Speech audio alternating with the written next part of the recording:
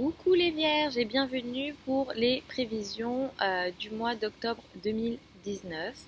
Donc on arrive rapidement là à 2020 bientôt. Je vais vous poster, je vous le dis à chaque fois mais je vais le faire pour l'année 2020. Pensez du coup à vous abonner si vous ne souhaitez pas rater ça. Parce qu'effectivement, je vais vous poster les prévisions 2020 bientôt. Mais là, on est sur les énergies octobre 2020. 2019, pardon. Ouh là là. Donc, pour ce mois d'octobre 2019, on a quoi? On a une pleine lune donc dans le signe du Bélier le 14 octobre. On a la nouvelle lune le 28 octobre dans le signe du Scorpion. On a une conjonction Mercure-Vénus dans le signe du Scorpion. Et on a à la fin du mois, mais ça va surtout toucher novembre, le début de la rétrogradation de Mercure dans le signe du Scorpion. Donc la pleine lune du 14 octobre, elle est en Bélier et pour vous, elle met en lumière, elle finalise un projet en lien avec les finances, en lien avec la banque, peut-être une succession, peut-être en lien avec l'argent de votre conjoint, peut-être une demande de financement qui sera acceptée d'ailleurs. Mais ici, ce qui se finalise, ce qui arrive à terme et ce qui est d'actualité, c'est positif, c'est chanceux et ça vous apporte beaucoup de bien-être, d'expansion et d'abondance, les amis vierges et ascendant vierge. Parce qu'effectivement, ici, on a un trigone avec Jupiter et en fait, ce trigone avec Jupiter, ça va faire en fait ce qui va arriver à terme ici en termes de potentiellement d'argent du conjoint, de succession, etc. Ça va vous permettre de faire évoluer votre foyer, de faire évoluer votre habitat, de faire évoluer tout l'aspect habitat, foyer et potentiellement maison et immobilier. Donc ça, c'est vraiment très intéressant, les vierges et ascendance vierge, parce qu'effectivement, il y a quelque chose en lien avec potentiellement l'argent du conjoint, etc.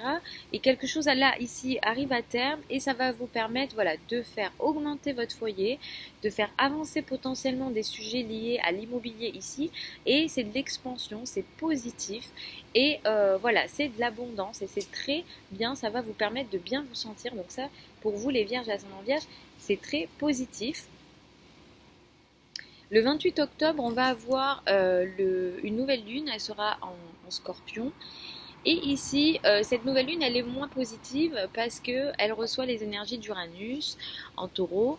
Et en fait, il y a quelque chose ici de nouveau, peut-être dans les domaines de la communication, peut-être un contrat qui démarre, une signature de contrat, peut-être en lien avec vos frères et sœurs d'ailleurs aussi, votre entourage proche, de la communication ici vraiment avec votre entourage proche.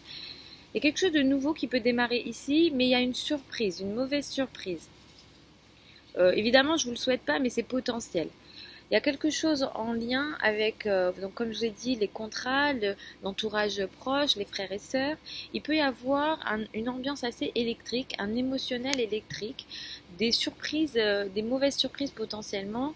Voilà, attention à l'aspect émotionnel, attention aux conflits potentiels, des choses un peu up and down qui peuvent avoir lieu, un émotionnel non contrôlé. Voilà, attention surtout avec les frères et sœurs, peut-être que voilà, ça peut prendre une ampleur non nécessaire avec votre entourage proche. Attention si vous signez des contrats potentiellement à la fin du mois, autour du 28 octobre. Voilà, attention à tout ça parce que ça peut ne pas être évident et ça peut être voilà, des surprises, mauvaises surprises. Voilà. Entre le 20 et le 30 octobre, la conjonction Mercure-Vénus, ça va encore mettre en lumière votre entourage proche, les frères et sœurs, peut-être les contrats, peut-être votre manière de communiquer, vos communications d'une manière générale. Ici, entre le 20 et le 30, en fait, vous allez beaucoup réfléchir. Déjà, vous allez avoir un mental assez actif, vous allez peut-être vouloir apprendre énormément de choses, faire beaucoup de recherches, peut-être que vous allez faire démarrer des contrats, des relations. Vous avez un mental assez actif, peut-être que vous signerez aussi beaucoup de contrats. Voilà, ça sera très actif ici, ça va vous apporter un bonheur, pardon, ça va vous apporter non seulement un aspect intellectuel et intéressant et une réflexion intéressante ici, mais en même temps, voilà, ça va nourrir votre intellect, mais en même temps, ça va vous apporter beaucoup de bonheur ce que vous faites ici. Vous allez beaucoup parler, beaucoup échanger, mais ça va être, disons, on va joindre l'utile et l'agréable ici. Toutes les signatures de contrat pourront être assez intéressantes entre le 20 et le 30 octobre et ça bouge pas mal ici, hein. C'est assez intéressant pour vous. Effectivement, peut-être beaucoup d'interaction avec votre entourage proche. Euh, Juste attention à la nouvelle lune du 28 octobre. Le 31 octobre, on a le début de la rétrogradation de Mercure dans le signe du Scorpion, encore une fois ici. Ça va toucher plus le mois de novembre. Entre le 31 octobre et le 20 novembre, la rétrogradation est en Scorpion et c'est en novembre. Et ici, on a énormément potentiellement de malentendus avec les frères et sœurs. Peut-être qu'on s'exprime très mal, peut-être qu'on n'arrive pas à communiquer. Effectivement, les vierges et ascendants vierges, vous pouvez potentiellement avoir énormément de difficultés à communiquer jusqu'au 20 novembre. Moi, je vous conseille de faire très attention à vos signatures de contrat parce qu'effectivement, en plus, la maison 3 concerne les contrats, concerne les échanges. Donc attention aux contrats signés ici. Vous pouvez continuer les anciens contrats, les anciennes ententes, mais attention aux nouvelles ententes qui arrivent. Moi, je vous conseille de ne pas signer de nouveaux contrats.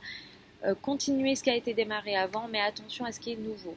Et effectivement, il peut y avoir énormément de malentendus avec votre entourage proche. Et d'une manière générale, dans votre communication, vous pouvez être dur, vous pouvez être compliqué, vous pouvez ne pas bien communiquer. Et voilà, les mots que vous dites pourraient ne pas être sympas. Voilà, d'une manière générale, pour faire court, c'est un peu ça. Donc attention à cette période-là et attendez du coup, si vous le sentez, le 20 novembre pour reprendre les ententes, pour reprendre la communication d'une manière générale et potentiellement avec vos frères et sœurs, il peut y avoir des difficultés de communication et de malentendus. Donc voilà les vierges et ascendants vierges, comme je vous le dis,